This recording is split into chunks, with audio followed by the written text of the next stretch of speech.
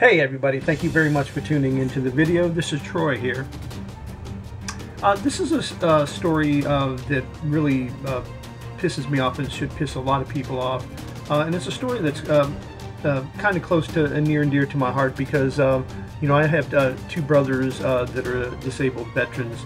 And if this was happening to them, I don't see how anybody could make it living with this happening to our brave men and women who come back and deserve to get their benefits, and they're on backlog. And this is from www.stripes.com. It's the online version of the Stars and Stripes newspaper. As you see, it says Veterans Group, more effort needed on backlog electronic medical records. And this story goes on to say, and you can look this up on your own, but it's just an outrage that it goes on to say the Department of Veterans Affairs made significant strides in reducing the backlog of veteran disability claims last year, but aggressive steps are needed if the remaining 400,000 cases are to be handled, and considerations are made for future claims. A new report suggested there are still 400,000 cases where people are not receiving their disability benefits. And what first brought this to mind was I saw the story on one of the many local news agencies here on the news the other day, and I can't find which one it was. I can't remember because I like to watch a lot of news and keep up to date.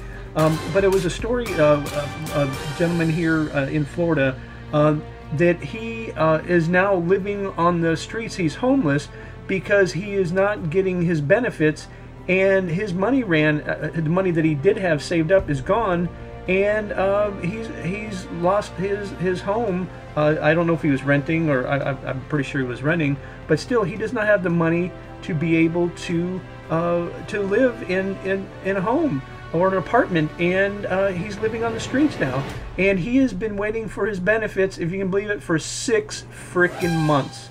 I mean, it's just unbelievable. And this story, like I said, you guys can read it, or if you wanted to pause it as I'm going down. But what I wanted to also talk about in the story, and this is one part that really gets me, in a statement addressing the report, the VA cites its aggressive plan to end the problem in 2015. So this is going to go on for always until 2015, for another year that this backlog is going to go on. And I agree with this statement. No veteran should have to wait for benefits they've earned and deserve. We have made strong progress, they say. We know that there is more work to do. Many of the recommendations in this report are consistent with our goals addressed in our transformation plan and reflect the action already taken on or underway. Well, that's from people that are getting paid.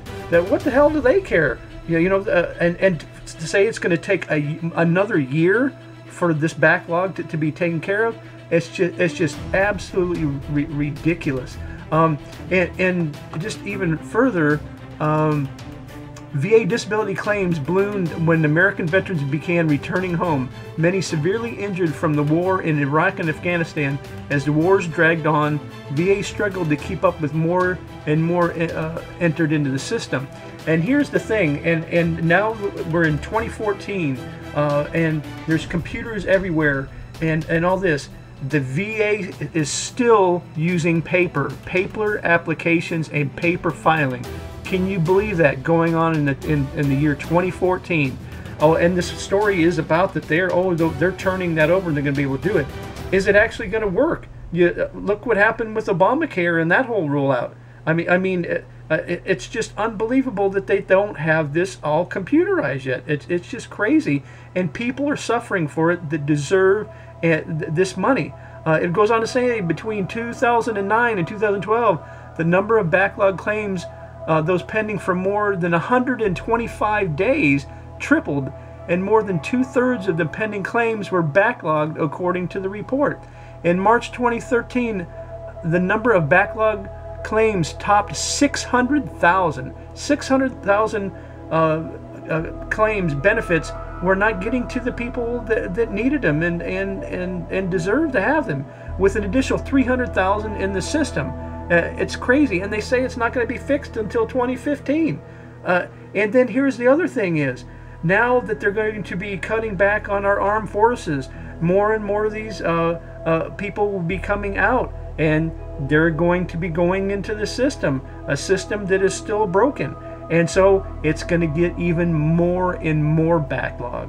What a, and excuse my language, and there's adult language, what a clusterfuck. It's just unfucking believable that these people fight for our country, they fight for our rights, and they fight for our freedoms, and then we can't get them their benefits that they deserve. It's just unfucking believable, and it should not be stand for, and people should be outraged that this is happening.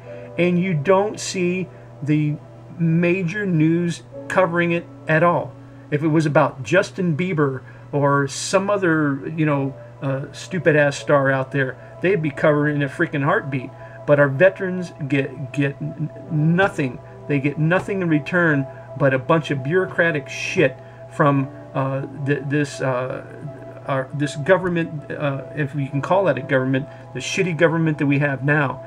Take care of these people and get them their benefits right away, and stop, you know, and cutting our military is just going to make more and more, like I said, more and more of these people come into the system that's already broke already.